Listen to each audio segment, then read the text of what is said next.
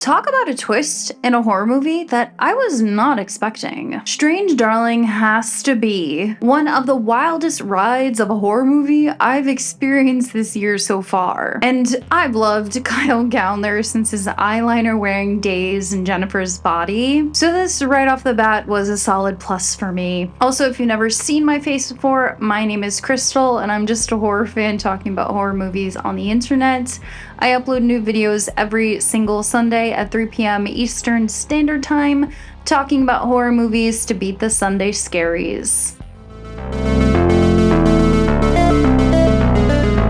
Strange Darling is nothing what it seems when a twisted one-night stand spirals into a serial killer's vicious murder spree. Written and directed by J.T. Mulner and stars Willa Fitzgerald and Kyle Gallner.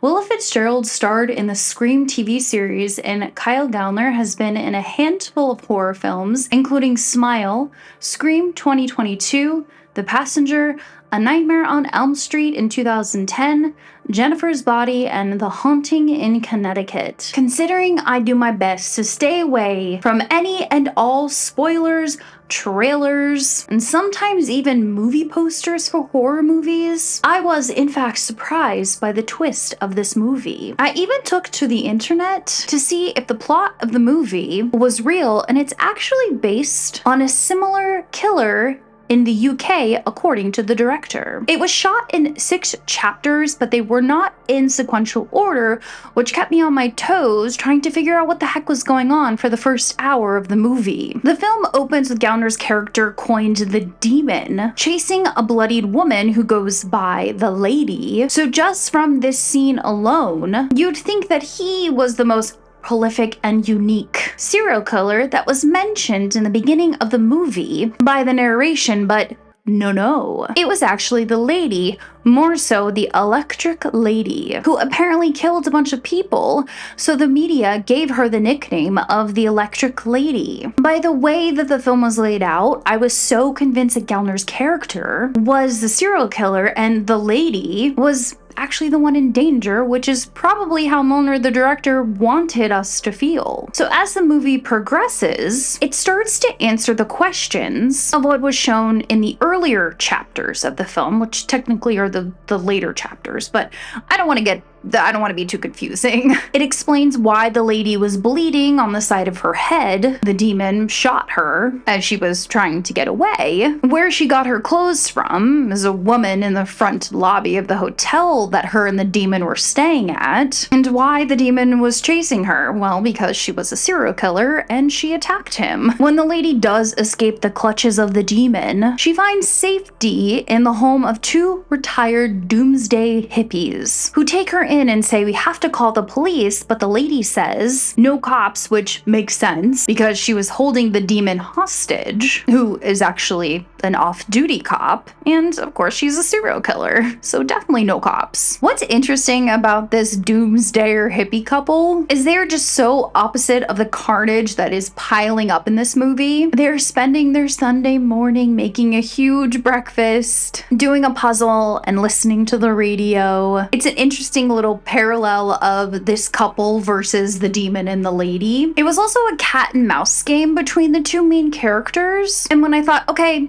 it's over, that's it, it just kept going. After the Lady kills the hippies, she hides inside a big freezer, and the demon shoots into the side of it. And then he handcuffs her to the handle of the freezer. But then she uses bear spray on him and bites a chunk out of his neck, ultimately killing him. 2 cops then show up, and she manipulates them into thinking that he attacked her, so they help her. But then she lets one of the cops get away and makes the other one drive her to the middle of nowhere, and this is where we get a little bit of insight on why she kills. She tells the cop that she doesn't see humans, she sees devils, and then she kills the cop. She then gets out of the car and she flags down a Good Samaritan, and as she sits down on the passenger side of the truck, she looks into the mirror and her reflection flashes for just a second and it's a devil. She then has this moment of like almost bliss, and she pulls out her gun, but the Good Samaritan beats her to it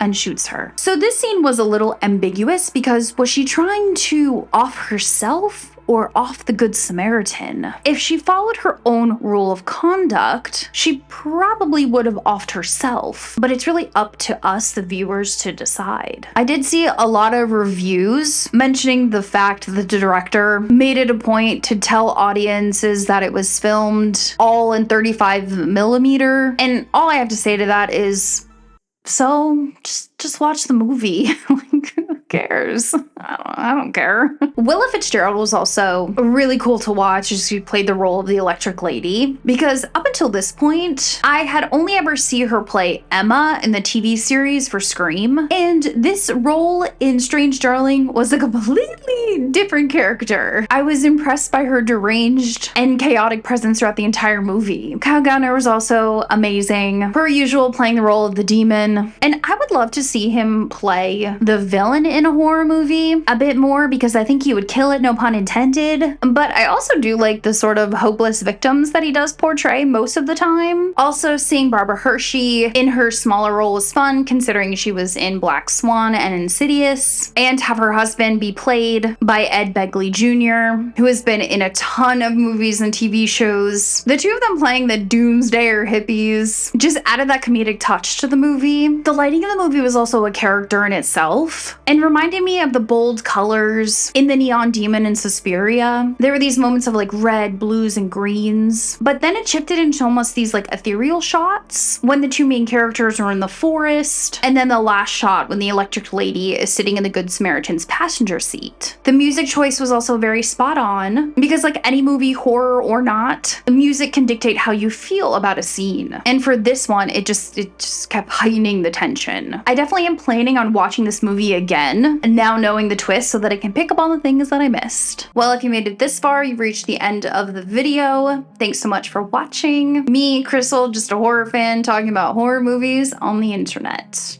Till next time.